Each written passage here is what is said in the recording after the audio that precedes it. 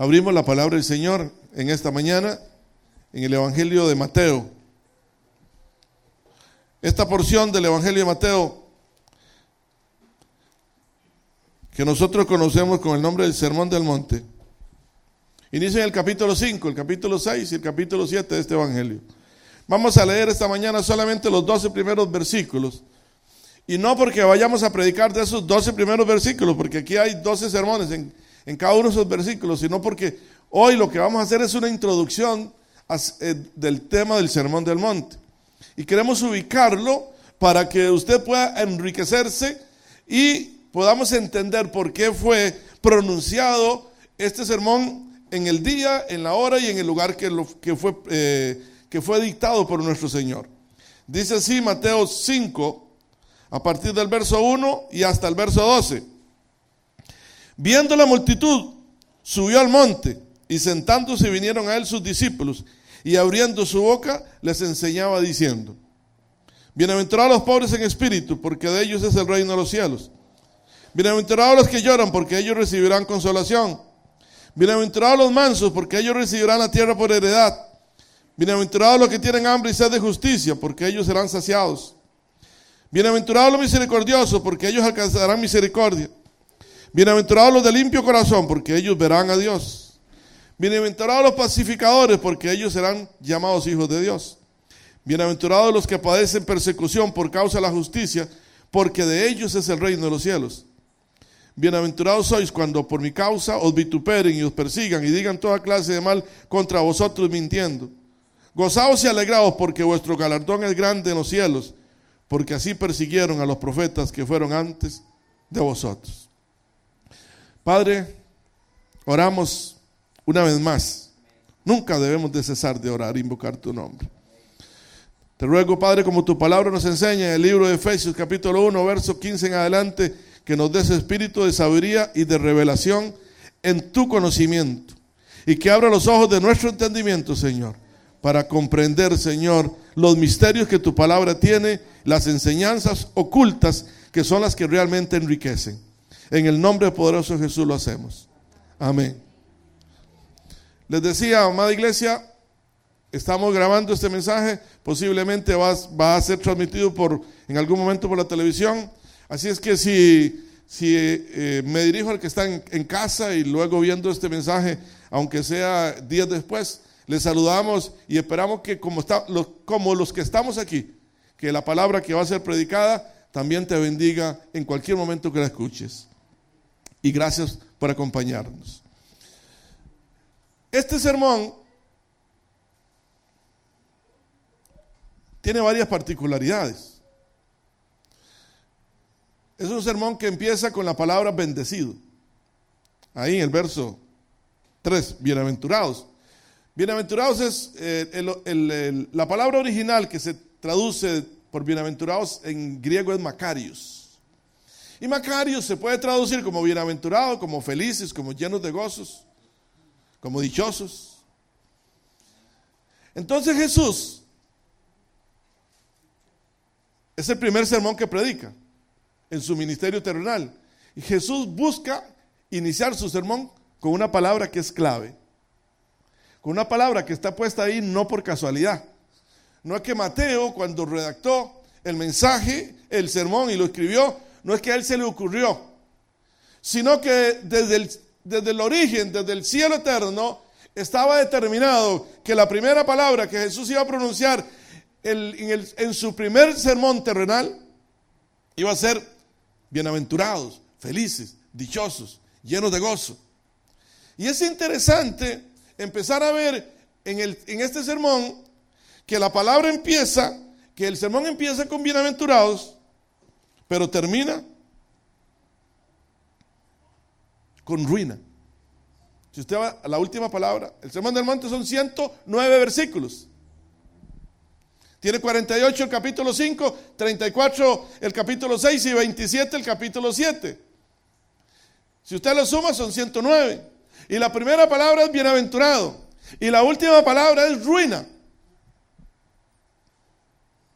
Es interesante que el Sermón del Monte se empieza a pronunciar en una montaña y termina en una casa. Cualquiera pues que hace estas palabras, que oye estas palabras y las hace, le compararé a un hombre prudente que edificó su casa. Empieza en una montaña y termina en una casa. Empieza con la palabra felices, bienaventurados, y termina con la palabra ruina. Dice Jesús que aquel que oye estas palabras y no las pone en práctica va a tener ruina.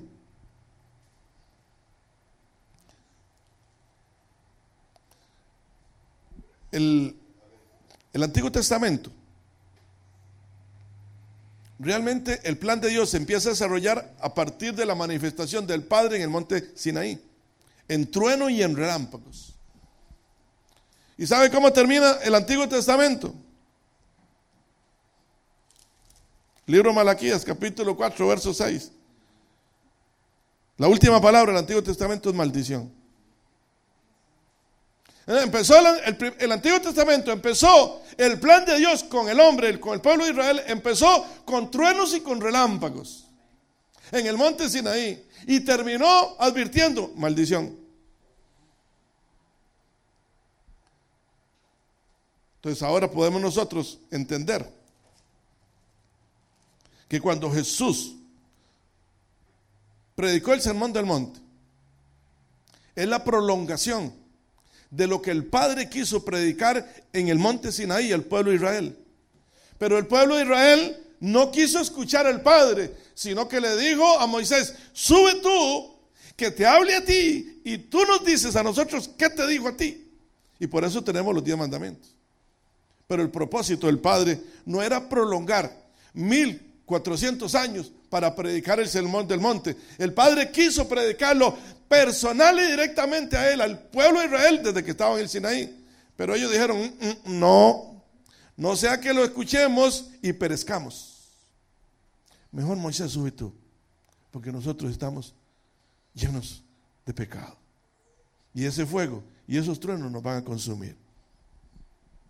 Entonces, esto nos marca a nosotros un norte para entender por qué Jesús predicó el Sermón del Monte. Veamos el escenario bíblico. El Padre siempre quiso, desde que formó al pueblo y al pueblo de Israel en Abraham, pero ya cuando lo sacó de Egipto, que realmente es cuando eran pueblo de Dios, mientras tanto era un proyecto de pueblo de Dios. Cuando lo sacó de Egipto, el Padre quiso que ellos fueran reyes y sacerdotes, nación santa, pueblo escogido, para que fueran modelo para el mundo. El Padre lo que quiso cuando llamó al pueblo de Israel era establecer un modelo para que los millones que iban a habitar y que estaban habitando el globo terráqueo tuviesen en quién mirar y decir: así tenemos que ser. ¿Por qué? Porque ya la humanidad se había desviado tras dioses falsos y dioses paganos, tras la idolatría. Cada pueblo, cada civilización se había hecho la imagen de su propio Dios. Y aparece el Padre entonces diciéndoles: yo voy a enseñarles qué es lo que yo quiero desde el trono de la gloria. Y entonces empezó apartando a Abraham y dándole a Isaac y dándole a Jacob y dándole luego todos los 430 años en Egipto y preparó a Moisés y preparó a Aarón, porque uno era el profeta y otro el sacerdote, los trajo por el desierto. Y como ya hemos escuchado antes de nuestro amado pastor Ever, le costó al Padre sacar al pueblo de Israel de Egipto apenas 10 plagas, pero sacar Egipto del corazón de Israel costó 40 años. ¿Por qué? Porque ellos no quisieron hablar con el Padre. Tomás, ahí en San Juan 14, le dice: Señor, muéstranos al Padre. Y Jesús le responde: tanto tiempo hace que estoy con vosotros y no me habéis visto. Quien a mí me ha visto, al Padre ha visto. De modo que cuando Jesús sube al monte, no es un acto casuístico, no es un acto que apareció ahí encontrado en la historia, es un acto planeado desde el trono de la gloria. El Sermón del Monte reúne en un solo sermón toda la sabiduría que el Padre quiso dar al pueblo de Israel y que tuvo que condensar en los 10 mandamientos, pero que aquí en el Sermón del Monte, en estos 109 versículos, se desarrolla a plenitud.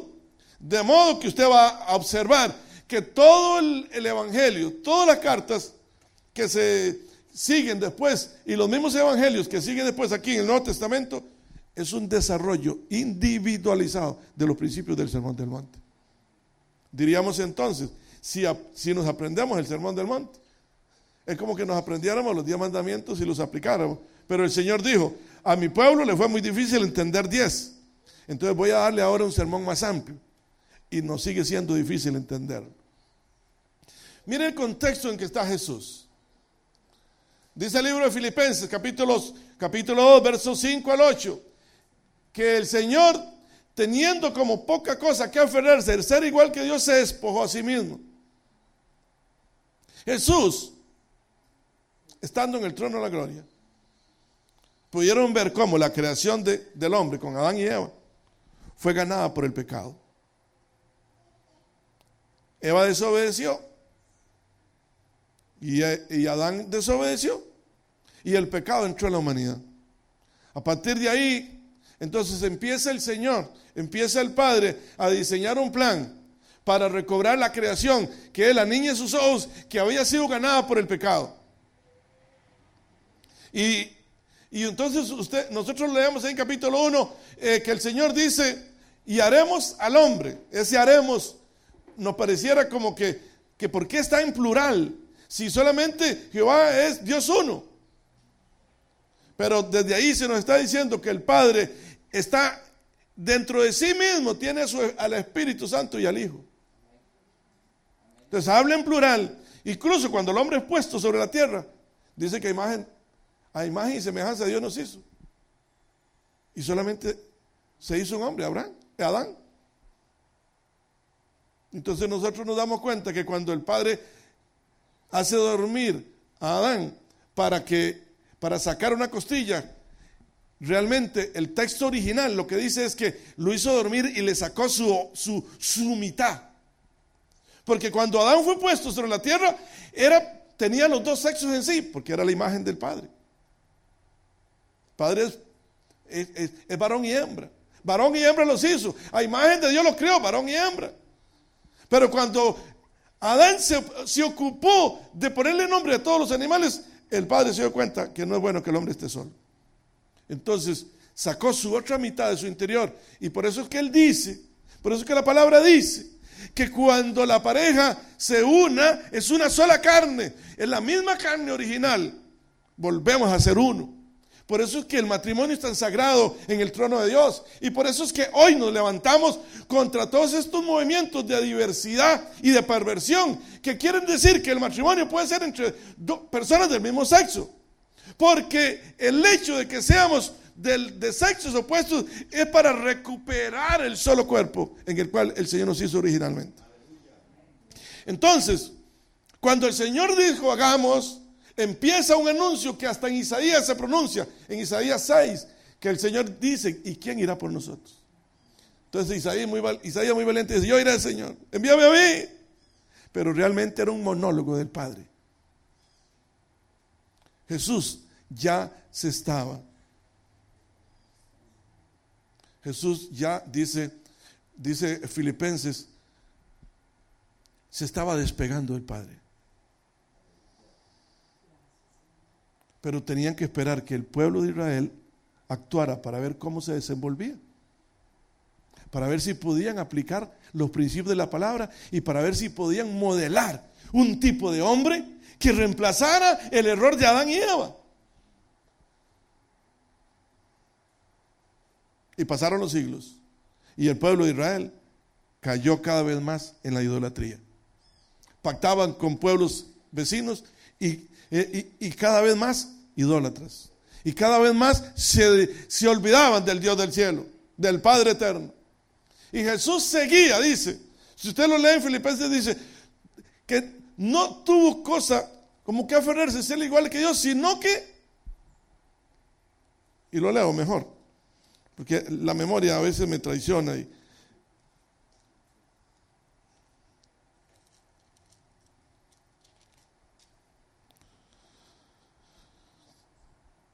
sino que después se despojó a sí mismo. Oiga bien, a sí mismo se despojó. Verso 7, capítulo 2 de Efesios, tomando forma de siervo. Jesús se fue despojando a sí mismo, porque Jesús y el Padre es uno solo, uno son. Y saben, y en esto me adelanto un poquito, si vemos 1 Corintios capítulo 15, el Señor dice que en los tiempos finales Jesús, ya volviendo a contraer matrimonio con su novia amada, que es la iglesia, cuando todo esto se haya quemado y todo haya pasado, Jesús mismo con la iglesia se introducirá en el Padre y seremos uno con Él. Pero yo digo, por eso que el Padre dice que somos la niña de sus ojos. Nosotros la iglesia somos la niña de los ojos del Padre. Ahí nos vamos a ser colocados.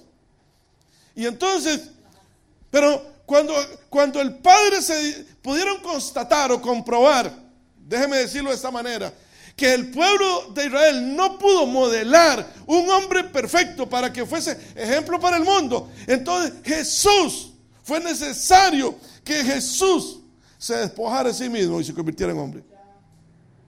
¿Qué escenario tenía Jesús cuando llegó? El pueblo de Israel estaba dividido en 5 partidos.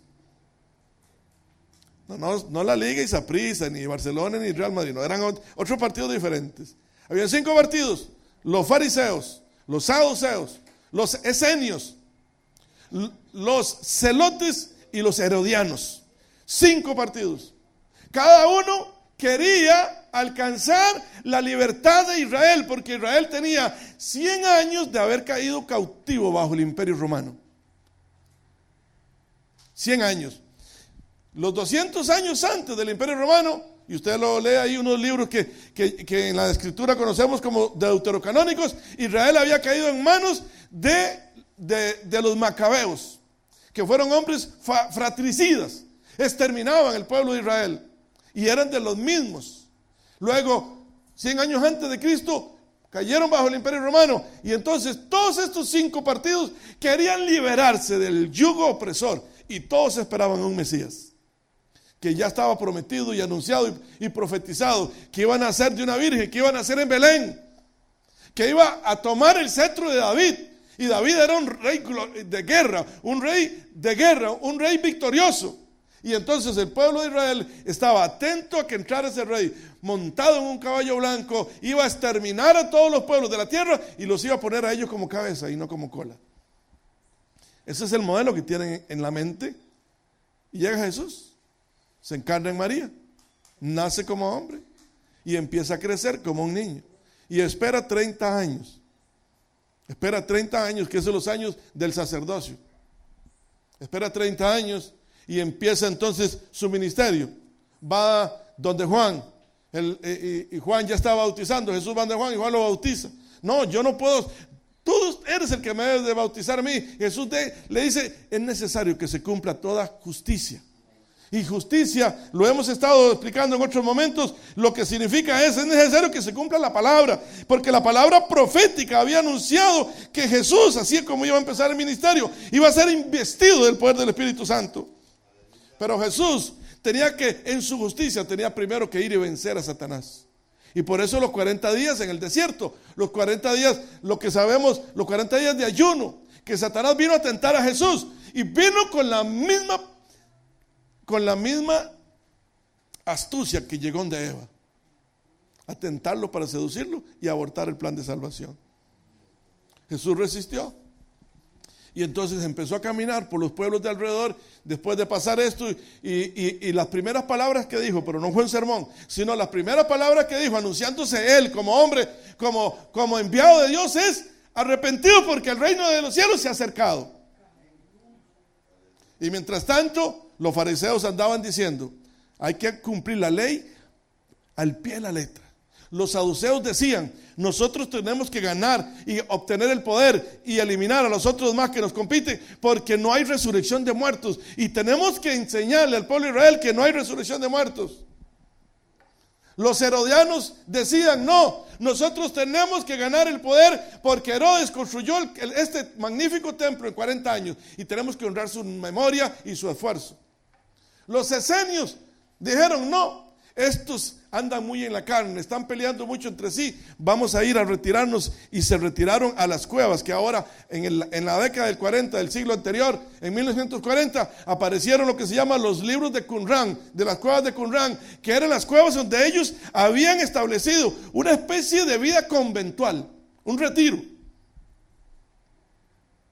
Y los celotes eran los más agresivos. Ellos decían, no, aquí es con las armas. Los marxistas, leninistas, aquí es con las armas. Tenemos que enfrentar a los romanos con las armas. Y de pronto aparece en el escenario el Rey de Reyes. En ese escenario, en el pueblo de Israel, forma a sus discípulos, los reúne, los sube a una montaña y les dice, ustedes tienen que aprender a ser felices. Oiga bien, les dice, tienen que ser pobres, tienen que ser llorones. Oiga lo que dice, va. Bienaventurados los pobres, bienaventurados los que lloran, bienaventurados los mansos, bienaventurados los que tienen hambre y sed de justicia, los que tienen misericordia, los de limpio corazón, los pacificadores. Y entonces viene con un mensaje que le quiebra la lógica a todos los hombres. ¿Cómo? Señor, no es cumpliendo la ley, como decían los fariseos, los saduceos, no es siendo sacerdotes puros y quitando el error que han enseñado los fariseos de que no hay resurrección de muertos. Y decían los celotes, no, es por las armas, tenemos que cortarles el cuello a todos los romanos. Y decían los esenios, no, tenemos que ir meternos a orar en las cuevas hasta que Dios haga algo. Y decían los herodianos, no, tenemos que hacer alianzas políticas. Herodes hizo alianza con Roma y vea que le ayudaron a construir este gran templo. Tenemos que hacer esto. Y de pronto aparece un maestro que dice, bienaventurados los pobres, felices los pobres. Y hoy todavía sigue siendo esto una tontera. Para el mundo sigue siendo esto un desafío, una locura. ¿Cómo es esto? Que nuestro Señor viene a decir que bienaventurados los pobres en espíritu. Bienaventurados los que lloran. Si cuando nosotros nos sentimos desdichados, cuando más nos sentimos desdichados es cuando nos sentimos que no valemos nada, que no tenemos fuerzas, que no hay energía, que no hay visión, y empezamos a llorar, estoy perdido, estoy derrotado, soy incapaz de salir de estas. Y llega alguien a arrimarse a nuestro lado y entonces, déjeme, y yo estoy aquí, guardando mi luto y mi dolor y sufriendo. ¿Cómo voy a ser manso yo si me están destruyendo? Yo tengo que reaccionar con fuerza. ¿Y cómo voy a tener misericordia de los que están deseando y alegrándose porque yo estoy en esta condición? Así es que no me llamen pacificador. Yo lo que quiero es borrar y exterminar a todos los que se me oponen. Esa es la actitud del hombre carnal. Y Jesús dice, ¿ustedes quieren encontrar felicidad? Sean mansos de espíritu.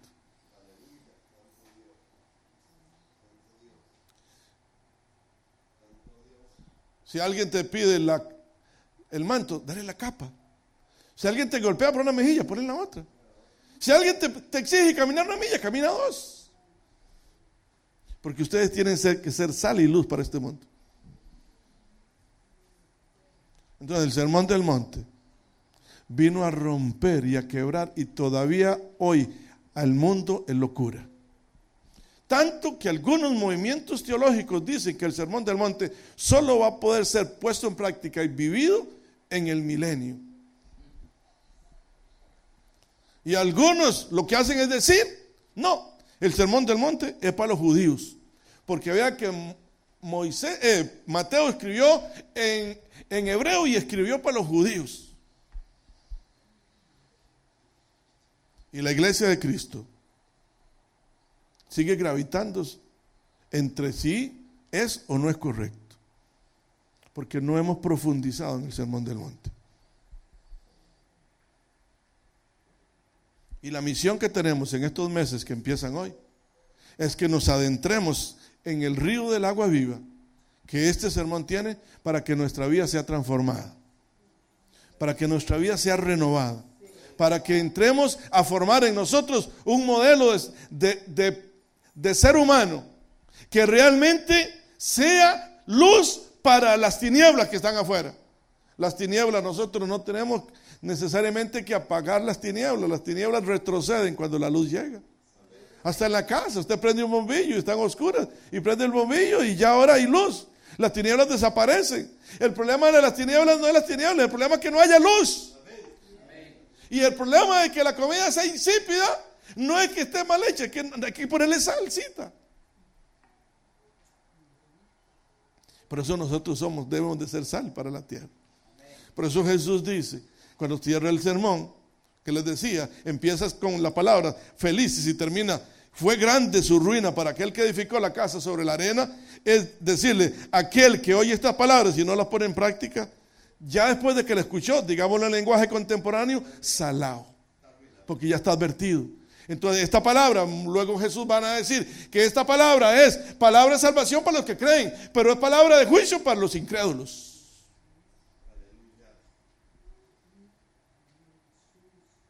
Este es el escenario en el que se presenta el Sermón del Monte. ¿Por qué lo narra Mateo? Porque Mateo es el único testigo presencial de todos los 13 evangelistas que escriben. Marcos no fue apóstol ni Lucas fue apóstol. El único que fue apóstol también fue Juan. Pero Juan escribió su evangelio muchos años después y no lo escribió en el sentido narrativo histórico de contarnos lo que Jesús hizo, sino que Juan se le clasifica como un evangelio que en teología se le llama apologético. Es un evangelio de defensa, porque ya el espíritu del anticristo andaba caminando y se decía que no era cierto que Cristo había nacido en carne y que tampoco era cierto que había resucitado en carne ni que había subido al cielo. Entonces Juan escribe su evangelio, nos narra hechos, pero todo el evangelio de Juan es un evangelio puramente del espíritu. Pero Mateo sí estuvo ahí en el Sermón del Monte. Por eso es que es totalmente confiable para nosotros como fuente de la palabra. Y dice Mateo, en el capítulo 4, que Jesús, nosotros lo vemos, dice 4:22 o 4:24 para ir más directo. Y se difundió su fama por toda Siria y le trajeron todos los que tenían dolencias, los afligidos por diversas enfermedades y tormentos, los endemoniados, los lunáticos y paralíticos, y los sanó. Y le siguió mucha gente de Galilea, de Decápolis, de Jerusalén, de Judea y del otro lado del Jordán. El evangelio de Mateo después nos va a hacer ver a nosotros que Galilea es donde Jesús desarrolla su ministerio, tierra de Zabulón, tierra de Neftalí, tierra que estaba en tinieblas. Regocíjate porque la luz te ha llegado. Eso es Galilea. Esa era Galilea, pero Jesús nació en Belén, cerca de Jerusalén, donde estaba el centro de autoridad y de poder religioso del pueblo de Jerusalén, el pueblo de Israel, perdón. Decápolis, recuerdan que ya simplemente lo narro. Decápolis eran 10 ciudades que habían construido el Imperio Romano a la parte sur de la ciudad de Jerusalén.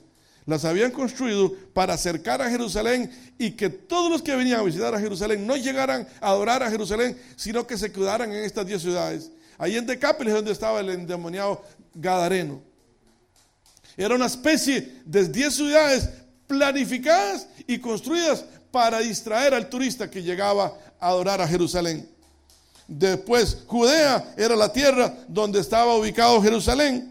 Y del otro lado del Jordán es lo que a partir del capítulo 19 de Mateo se conoce como Perea, la región de más allá, la región que era la tierra de Esaú, al otro lado del Jordán, hasta donde llegó el pueblo de Israel cuando venía de los 40 años en el desierto.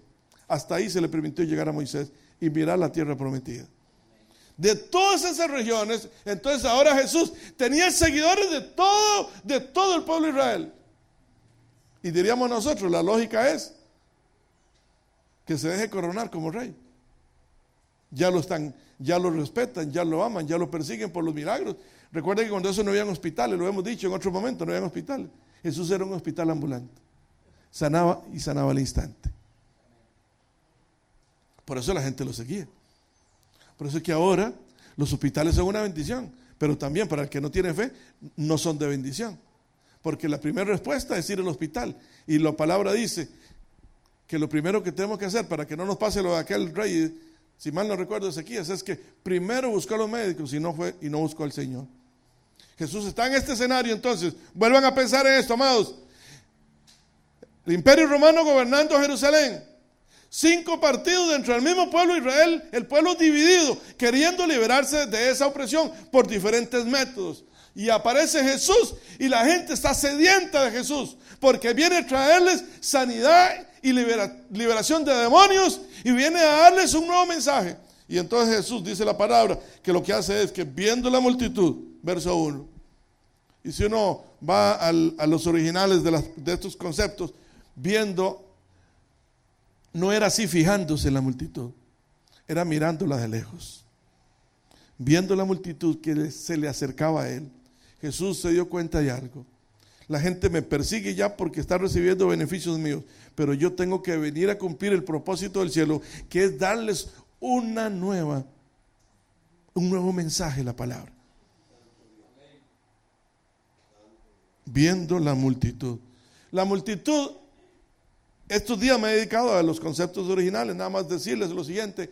En este concepto, multitud, no estaban incluidos ni los fariseos, ni los saduceos, ni los esenios, o sea, los inteligentes, los estudiosos, los empresarios no estaban incluidos. Esta multitud era la multitud de los cojos, de los ciegos, de los pobres, de los desechados, de los despreciados. Esa era la multitud que seguía a Jesús. No lo seguían la gente que decimos hoy de la high life, no lo seguía la primera clase, lo seguía el vulgo, el pueblo, el lumpen de la sociedad, como dicen los sociólogos, para referirse a aquellos sectores marginales de los centros poblacionales de las ciudades modernas. Lo que está allá, la Capri, los Guidos, los Cuadros, en la ciudad de San José, aquí en Buenos Aires, Lomas del Sol. Eso es lo que seguía Jesús. Los demás no tenían tiempo porque cada uno estaba en su partido. O eran fariseos, o eran saduceos, o eran esenios, o eran herodianos, o eran celotes. Frente a esa multitud, ya Jesús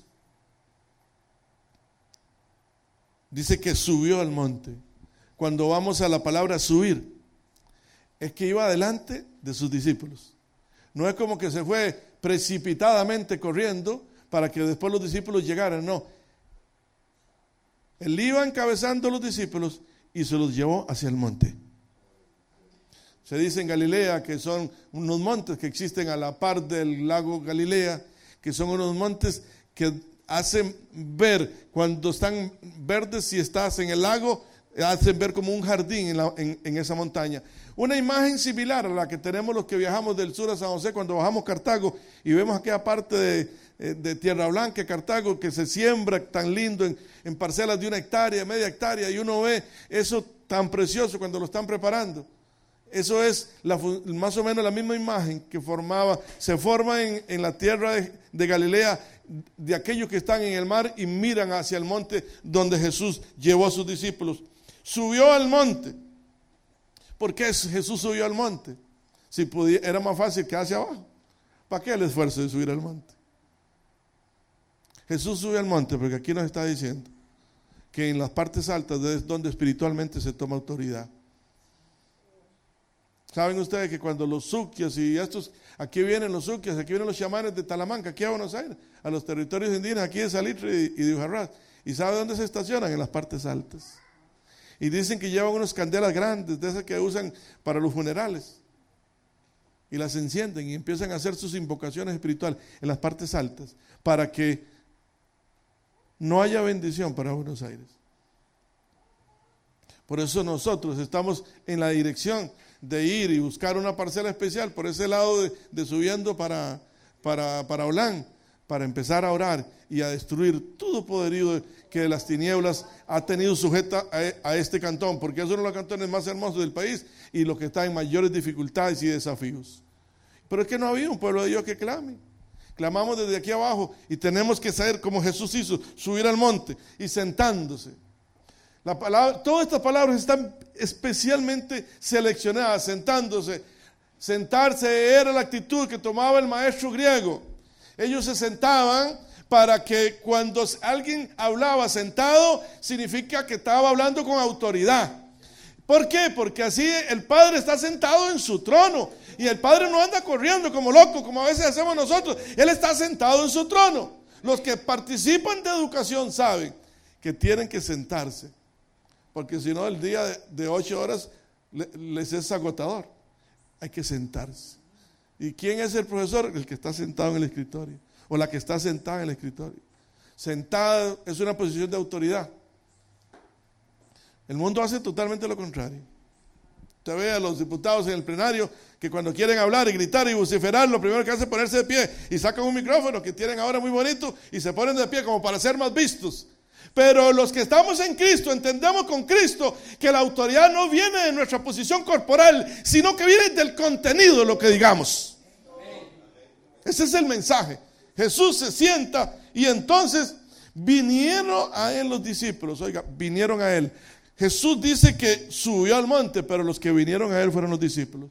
Y aquí hay otra palabra también especialmente seleccionada. Si usted quiere oír su maestro, usted tiene que oír a él. Salmo 24 dice: ¿quién subirá al monte de Jehová? ¿Y quién estará en su santo monte? Lo hemos estado compartiendo en otros momentos. El limpio de manos, de corazón puro, el que no ha elevado su alma a cosas vanas, ni el que ha jurado con engaño. Ese recibirá bendición y justicia del Dios de la salvación. Pero tenemos que subir. Acercaos a mí, dice Santiago, y yo me acercaré a vosotros. Entonces, vean la actitud. Vinieron a él sus discípulos. Cuando nosotros vamos a leer, y ya lo hemos hecho, Mateo capítulo 13, que es la narración de la parábola del sembrador, después de que Jesús les narra la parábola del sembrador a las multitudes, dice que se acercaron a él sus discípulos y le dicen: Señor, ¿por qué les habla por parábolas? Explíquenos la parábola del sembrador, porque no la hemos entendido. ¿Y por qué le habla a multitud por parábolas? Jesús les dice a ellos por parábolas, para que oyendo no oigan y no sea que se arrepientan y se conviertan. La multitud se pierde la bendición de la revelación de la palabra. Por eso las multitudes es fácil manejarlas, es fácil reunirlas. Hoy por hoy, hasta muchas iglesias cristianas usan el recurso de los grandes grupos musicales para convocar a una multitud para hablarle, pero realmente los que quieren conocer a Cristo no tienen necesidad de estar siendo convocados con métodos de sabiduría humana, sino lo único que tiene que hacer es un corazón contrito y humillado que quiere acercarse al Padre. Y eso es lo que hacen los discípulos. Los discípulos apenas lo están conociendo. Apenas lo están conociendo, pero ya saben que ese hombre es maravilloso. Saben que ese hombre es extraordinario. Se acercan a él, vinieron a él, y no vinieron las multitudes, vinieron los discípulos. Ya Jesús había formado algo en ellos. Discípulo es aquel que se deja instruir, que se deja enseñar, y el discípulo es el que quiere aprender. Óigame bien, amada iglesia, este es un desafío. Uno de los mayores problemas que tenemos cuando se expone la palabra es que muchas personas, creyéndose o como los fariseos o como los saduceos, vienen diciendo: así no es, yo no estoy de acuerdo, está equivocado. Y empezamos entonces a interrumpir el fluir del Espíritu Santo en nosotros, y al final salimos amargados de una charla, de un mensaje, de un sermón. El discípulo es el que va dispuesto a aprender. Y Jesús dio una regla: escucha todo, retiene lo bueno y desecha lo malo. Esa es la regla. Pero tenemos que ser como los discípulos. Y abriendo su boca, es interesante. Abrir, dice la palabra en el original, que abrir es como que la tierra se abra, o que de los cielos se abra una puerta. Esa es la palabra original de este abrir. No es que Jesús empezó a hablar como estoy haciendo yo así, sino que el mensaje es que ahí a los discípulos se les abrió la puerta de los cielos para revelarles misterios de los cielos. Y abriendo su boca, y esta palabra boca dice como que cuando Jesús abría la boca se le vieran sus entrañas. Eso es lo que nos está diciendo, que Jesús no estaba ocultando nada. No habían dobles intenciones, no habían intereses ocultos, no habían doble espíritu. No había un espíritu que Santiago nos previene, no sea como las olas del mar. Era un solo sí y un solo no. abría su boca. El cielo estaba abriendo su boca. ¿Por qué? Porque Jesús era el reino de Dios mismo entre nosotros. Ya Él había dicho: arrepentidos porque el reino de los cielos se ha acercado. ¿Y quién era el que se había acercado? Jesús de Nazaret. Y en este escenario Jesús empieza entonces a enseñar. Y la primera palabra que pronuncia es felices. Oiga, mi amado, yo quiero que usted esta mañana salga de aquí seguro de algo. Y yo quiero que el que me está escuchando en casa esté seguro de algo. Lo único que Jesús de Nazaret tiene interés de usted y de mí es que vivamos una vida felices. Nada más que nos dice, para ser felices, no es como los herodianos están diciéndoles, no es como los fariseos les están diciendo, no es como los saduceos les están enseñando, no es como los romanos están haciendo, no es como los celotes están promocionando, ni es escondiéndose como los esenios. Es conociendo el espíritu de la palabra del Padre. Es interesándose por saber qué es lo que el Padre realmente quiere de nosotros. Bienaventurados los pobres en espíritu, les dice.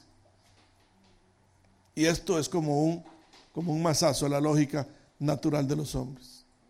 Ahora y esto se ha interpretado, y vamos a profundizar en esto un poco más la próxima semana, si el Señor lo permite y ustedes nos acompañan, pero se ha profundizado diciendo, es que los pobres en espíritu, nada más en espíritu. La palabra pobre que se usa aquí, en el original, es aquel que está destruido en el suelo, el que es como decía uno de nuestros escritores nacionales, que es como un harapo, es un desecho humano, no tiene nada que ofrecer, absolutamente nada que ofrecer, ni en su vida material, ni en su vida espiritual. Por eso dice en espíritu. En Lucas dice nada más los pobres, no dice en espíritu. Pero Mateo le agregó en espíritu para que el mensaje fuera más claro. Aquel que no tenga nada que ofrecerle al Padre en la vida material ni en la vida espiritual. Pero eso sí, que lo acepte y que lo reconozca. ¿Qué es el gran error y el gran engaño que el enemigo nos ha metido a nosotros? Que nosotros creemos que nos merecemos las cosas. No merecemos. ¿Por qué no tenemos derecho a tal cosa si otro lo tiene? Y vivimos actuando con la sabiduría humana que es terrenal y es diabólica, y no hemos entendido que nadie puede estar en Cristo si no es un pobre espiritualmente. Por eso Nicodemo, Juan capítulo 3 le dice, Señor, pero ¿cómo voy a entrar otra vez en el vientre de mi madre?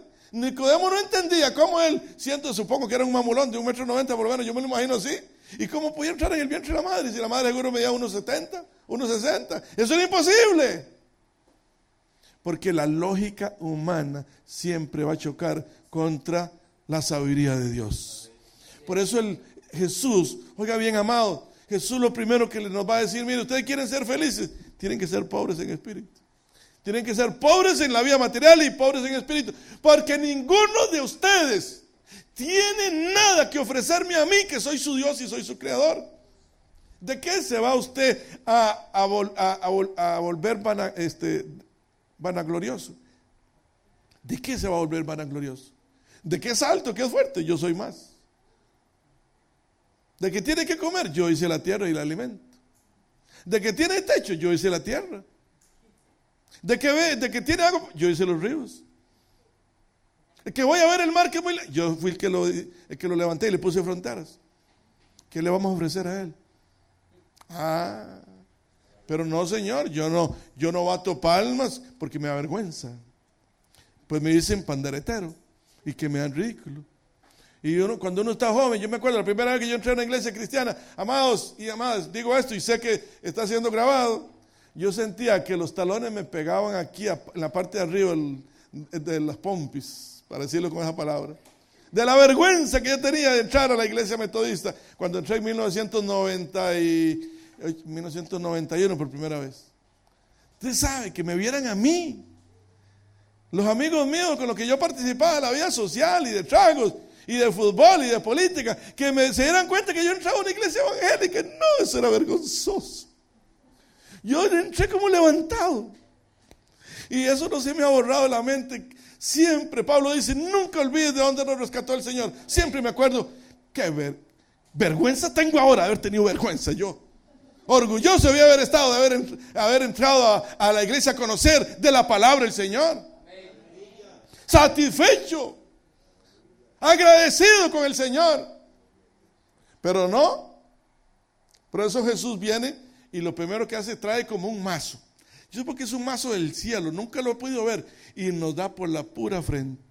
Los mexicanos dicen, nos da por la pura madre, ¿eh? Y nos rompe. Y nos quiebra. Y nos dice el primer principio que ustedes tienen que tener claro para conocer el reino de Dios, es que tienen que ser alguien que se dé cuenta que no tiene nada que ofrecer.